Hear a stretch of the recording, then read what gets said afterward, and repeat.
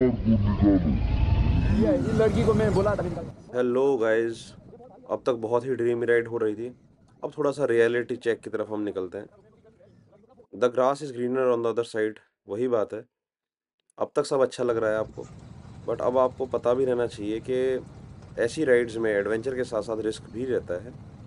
And कई चीज़ें हैं जो मैं कवर करना चाहूँगा, जो रिस्क फैक्टर्स हैं, ताकि आपको पूरा both side of the coin पता लगे।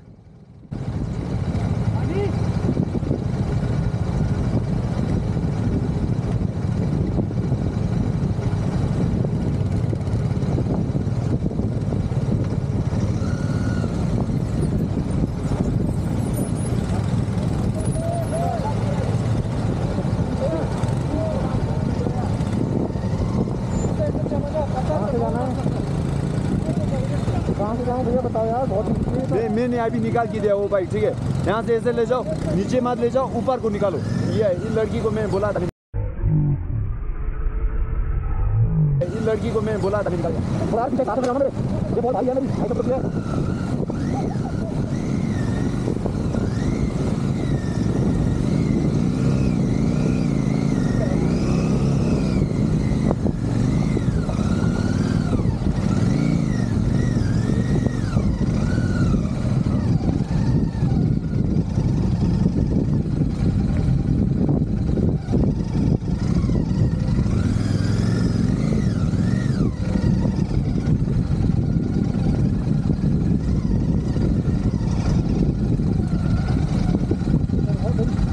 हेलो दोस्तों, कैसे हो आप सब।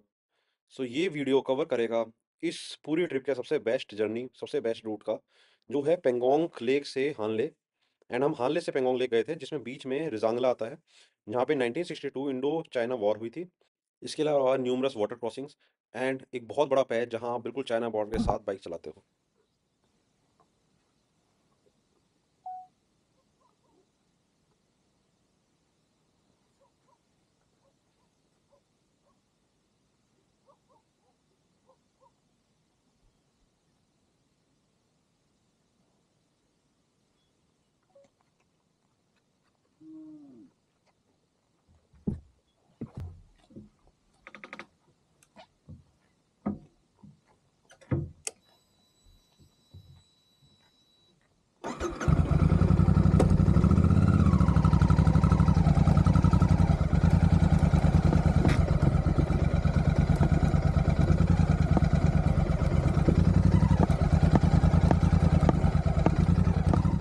अर्ली मॉर्निंग हानले के लश ग्रीन एरिया में बाइक चलाने के बाद मैंने ये रियलाइज़ किया कि जो ये स्ट्रक्चर है ये एक्चुअली काऊ डंग है, मतलब गाय गाय का गोबर।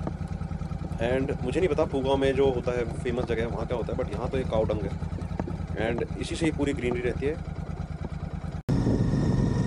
हानले से निकलते ही कुछ 10 किलोमीटर्स बाद ही बहुत ही प्यारा रोड स्टार्ट हो जाता है। एंड हाँ, इस रोड में काफ़ी अनइवन है ये रोड। लाइक हमने जो नोटिस किया था, अगर if you are at a good high speed, so इसमें काफ़ी बम्प्स हैं, काफ़ी बम्पी होता है, तो इसमें बहुत ध्यान से बाइक चलानी होती है। इट्स बेटर कि आप थोड़ा स्पीड कम ही रखें। रोड की क्वालिटी में कोई इशू नहीं है, बट ये वो जो बम्प्स आते हैं उस पर थोड़ा ध्यान रखना पड़ता है।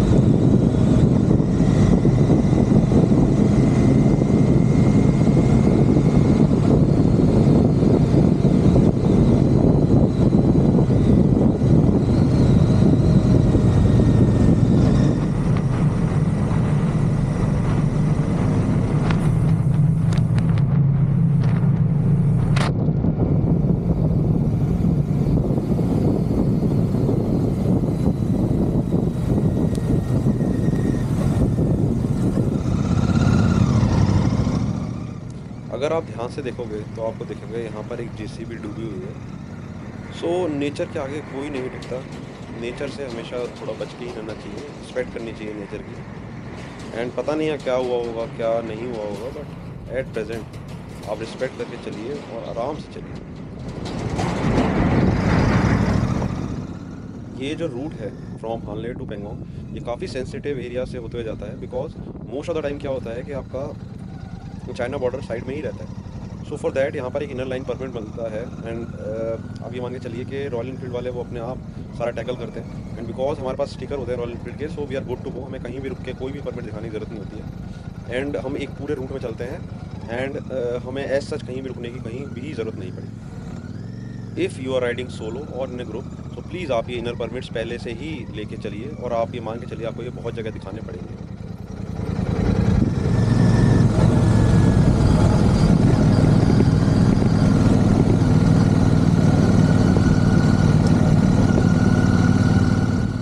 ये जो एरिया आ गया था काफ़ी डिफरेंट टेरेन आ गया था। एंड हाँ, यहाँ पर जितना मुझे समझ आया था, राइट हैंड साइड में पूरा चाइना है, तो यहाँ थोड़ा सा ध्यान से ही चलाया है। ये पूरा राइट हैंड साइड का डेजर्ट है, ये चाइना में आता है। लाइक 10 किलोमीटर बाद या 20 किलोमीटर बाद जो भी है, बट वहाँ पे चाइना है। एंड लेफ्ट हैंड साइड का सारा अपना इंडिया का है।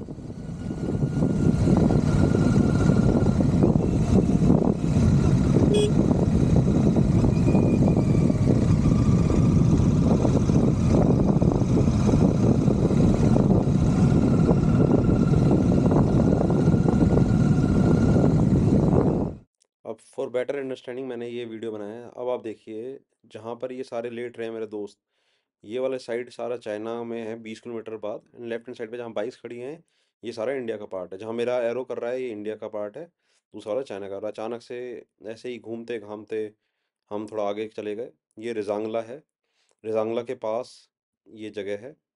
एंड यहाँ पे हमने बहुत इन्जॉय किया। रिजांगला एक ऐसी जगह है जहाँ पे आते ही अगेन आपका पेट्रियाटिज्म बहुत ज़्यादा जाग जाएगा। और हम सब तो पहले से ही बहुत पेट्रियाटिक थे, सो हमारा तो नेक्स्ट लेवल पे जा चुका था। इस जगह पे समझ आता है कि जो हमारे आर्मी वाले हैं किस लेवल का सेक्रीफाइस करते हैं ताकि हम यहाँ पर आराम से घूम सकें।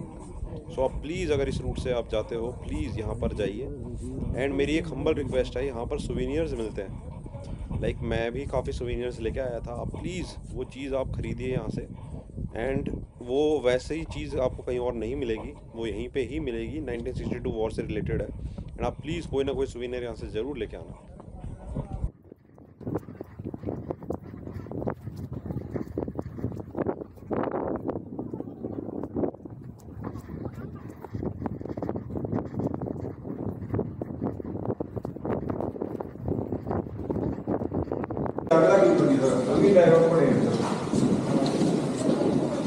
जब 2020 में छोटा बाग में बनाया गया था ना, जागला के ऊपर 8 नंबर में बनाया था मेरे स्थान से की जाप में।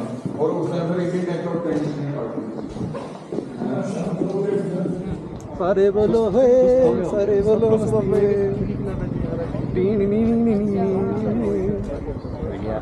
चाइना का पहाड़ दिखा, वो सब चाइना का पहाड़, ये सब इंडिया का है भाई, उसी के लिए लड़ाई की थी ये। नहीं नेट पे चाइना दिखा रहा है, नेट पे दिखा रहा हूँ इंडिया का ही, उसी के लिए तो लड़े थे। बोलते भाई ये पाकिस्तान के काफी इंडिया के कहता भाई तुम अलग ही चल रहे, उनको मत बोल देना, आर्मी वालों को चाइना से लग गए ना, पाकिस्तान बोल दिया ना।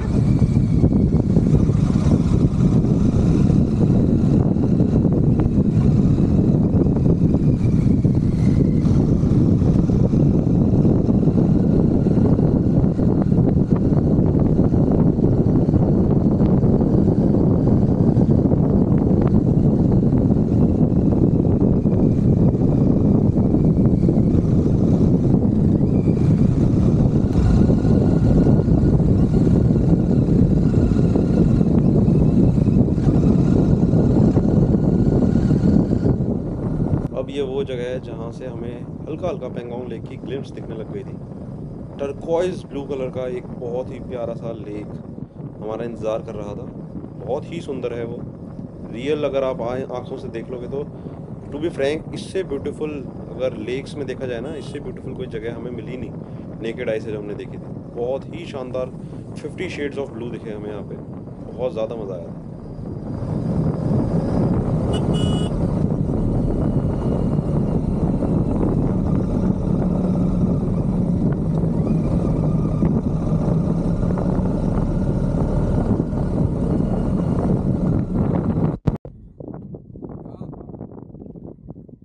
जैसे जैसे पेंगोंग लेके हम पास आ रहे थे, अचानक से मैंने रियलाइज़ किया कि from the left hand side एक बहुत बड़ा क्लाउड, बहुत ज़्यादा स्पीड हवा की एंड बारिश साथ में आ रही थी। एंड मुझे कहीं न कहीं लगा कि ये अब स्टॉर्म आने वाला है, जो मैं सही भी था। बट मुझे जिस चीज़ का दुःख था वो ये था कि मेरे पीछे भी एटलीस्ट 60 टू 70 राइडर्स और थे, क्योंकि मेरी स्पीड थोड़ी ज़्यादा थी, मैं आगे था। तो मुझे बस यही था कि कहीं किसी के साथ कुछ मिसहैप ना हो जाए। मैंने अपना सारा ये सामान-वामान अपना रखा और मैं तो बहुत जल्दी यहाँ से निकला। थोड़ा मैंने तेज़ क्रूज़ किया, मैंने कहा जितना जल्दी निकलें उतना अच्छा है, क्योंकि यहाँ पर कोई भी शेड नहीं है, कुछ भी नहीं था। बस बारिश बहुत तेज़ आ रही थी। आप विंड स्क्रीन देखिए मेरी, उससे आपको आइडिया लग जाएगा कि किस लेवल की हवा चल रही थी। मैंने कहा भगवान का नाम लेके अपना निकलो, एंड मैं निकला।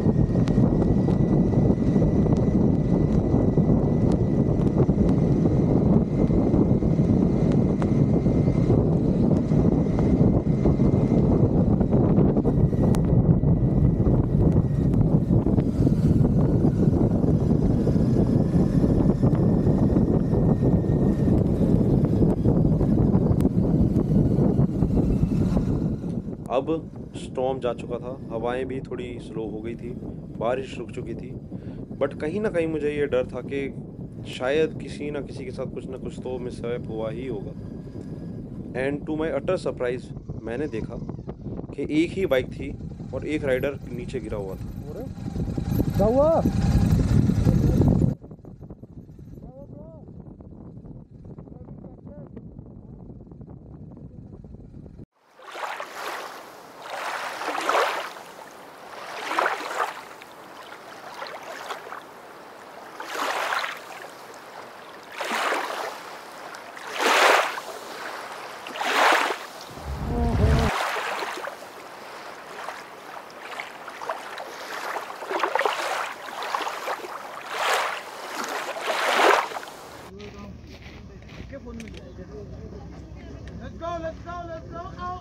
ले लिया क्या? हो गया? ये पहुंची के नहीं आया क्या?